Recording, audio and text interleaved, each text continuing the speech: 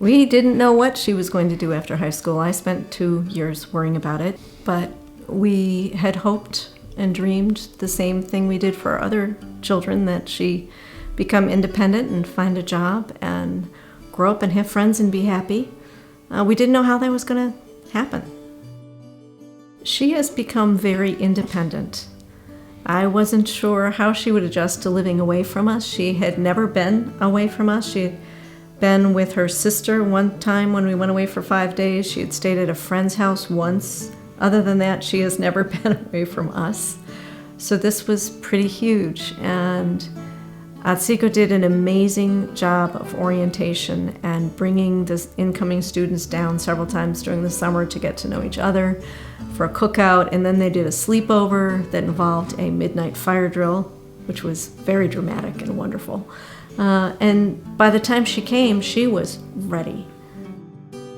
Because of the transition of coming and spending time here and spending the night here and other things, it helped us get used to the idea as well as Theresa get used to the idea. I'll tell them what I'm doing here and other stuff. Yeah, like how you doing? I'm good. The orientation that they did over the summer that was supposed to help the students become comfortable with Atsuko Academy also helped the parents become comfortable with Atsuko Academy. We felt the staff was amazing. We got to know them very well. We loved the way that they interacted with the students and with one another.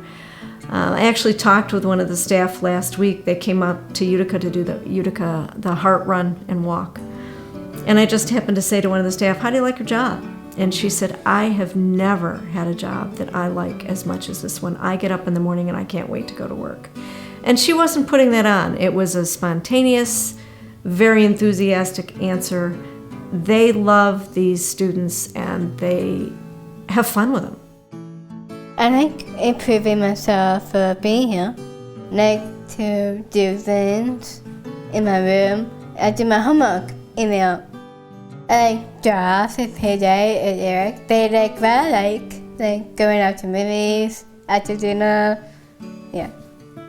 My other friend Keith, he taught me how to do my final project about me. I love it. A picture of me, I put it on a paper on my laptop. Yeah. That's cool. I got tons of pictures of me. And like adventures. Sometimes I do silly faces, like for me.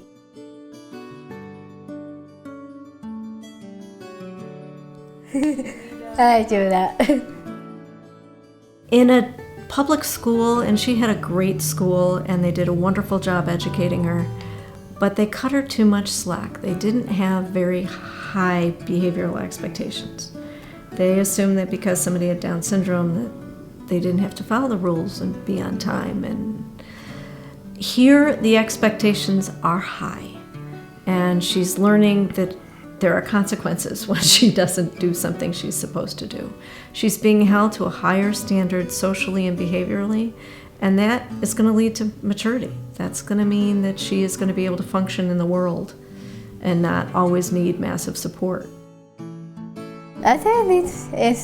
I think all of it is getting better. You know, meeting new friends. I like to hang out with them. Yeah. I think this is a utopia for people with Down syndrome. I think it's like a small college campus setting in a rural community, and it's a safe place to have our children go to school. We see farms and Amish buggies as we drive down. I like this environment for her. I think it's a perfect place for her to learn and be safe. We want her to be happy. We want her to have friends. We want her to be able to hopefully live independently in an apartment with some support and have a job that is fulfilling and challenging.